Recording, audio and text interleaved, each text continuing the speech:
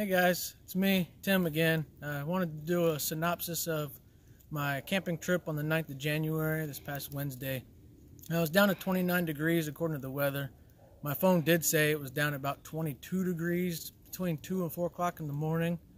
So not sure exactly how cold it was, but somewhere between there.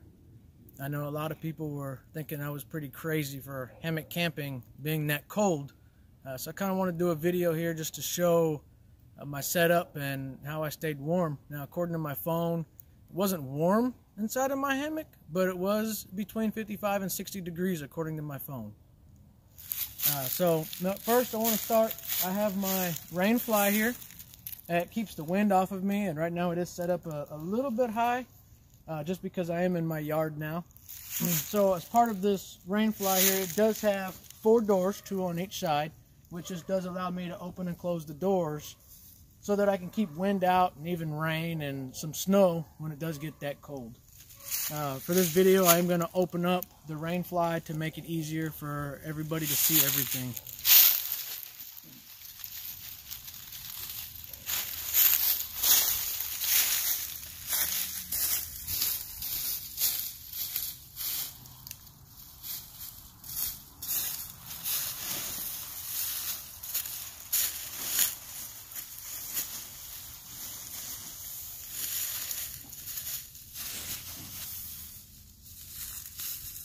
Okay, this is my hammock setup here.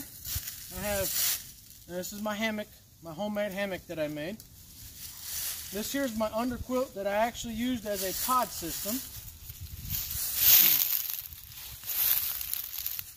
It's a Chill Gorilla 30-degree hammock.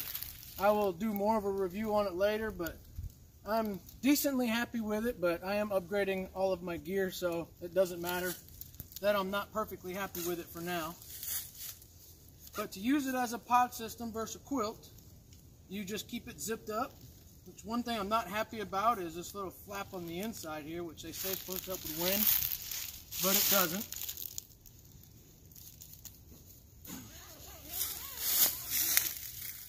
So if I unzip it, it stays open. Now, as you can see, we have stretch cord, or shock cord they call it, at the head here to kind of help it stay tight and stay close up to the hammock, which, if you want to come around here, it doesn't work too terribly well on keeping it close to the hammock. So as you can see down here, you can't tighten this up or you can't zip it into a pod system, and this is a bad air gap. This made me cold while I was sleeping. Anyway, so in my hammock here, I do have my Psychology blow-up pillow. I used, inside of my pod, I used a sleeping bag liner.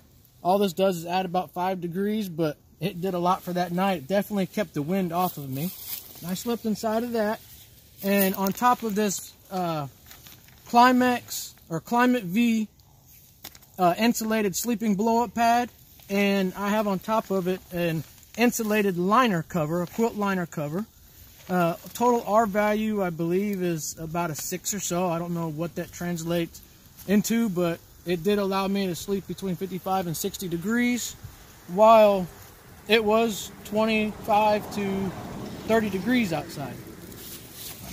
So the way this works is, first, the worst part of a pad setup, which is why I will not sleep with a pad ever again in my hammock, is because as you're getting in and out, the pad slides around, it doesn't stay in place. As people recommend, and I do recommend, if you're going to use a pad in the hammock and not an underquilt, get a double layer hammock. There's an opening in the double layers, which I don't have, but you would open it up and you can slide your pad in, and then it velcros. Some of them will velcro shut and your pad will stay there and you don't have to worry about it. Also, if you use a sleeping bag liner, I haven't done it to this yet, but I would cut it open like a quilt. A quilt isn't fully closed like a traditional sleeping bag is. That way you can get your feet in and out, which I will demonstrate a quilt in one of my future videos as I do a gear review of my new quilt when I get it in. But for now, so what you do is you get into the hammock after you situate your sleeping pad the way you want it.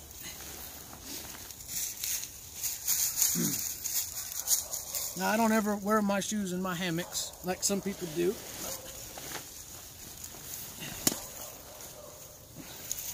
So as you get in, you want to try to get comfortable before you do anything, which this is where the pad has a very bad reputation for, because you can't keep it straight. I had it set the way I wanted it, and it's already off. So, but for sake of video timing, I'm going to leave it the way it is. Now, I'll show you the problem with getting into a full sleeping bag or sleeping bag liner inside of a hammock. And this is the same. I know, as a sleeping bag, you can unzip fully, but you still have to get it under you, which is a pain.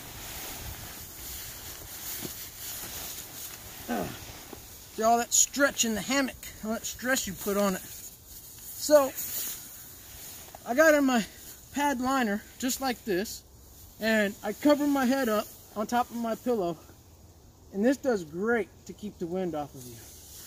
It's very good. Then, now I found out having the zipper on top was not the way to go.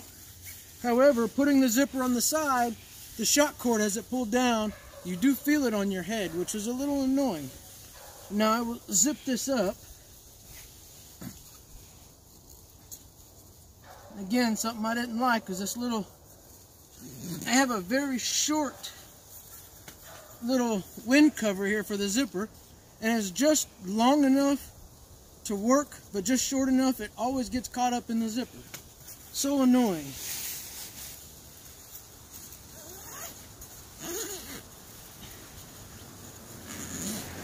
Well, zip this up.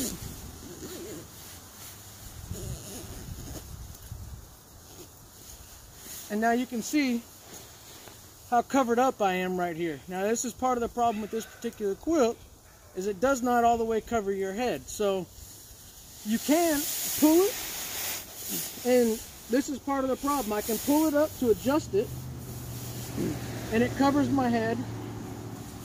And then when I put my sleeping pad over my head, I'm pretty much fully covered. However, the adjustment process, you can't see right now, but if you look at the edge of my quilt right here, which I will unzip all the way so that you can see.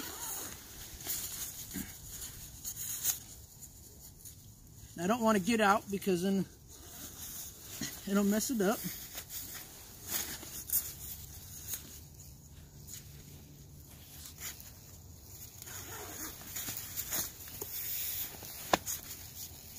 You can flap that flap up.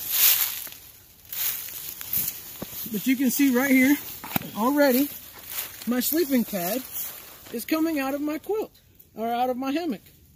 And now what happens is, as I'm sleeping, I start to fall and put stress on my quilt, which taking the loft out of the quilt means it's not going to work and the air is going to blow right through it. So to counter that, you tend to put your feet up on your hammock.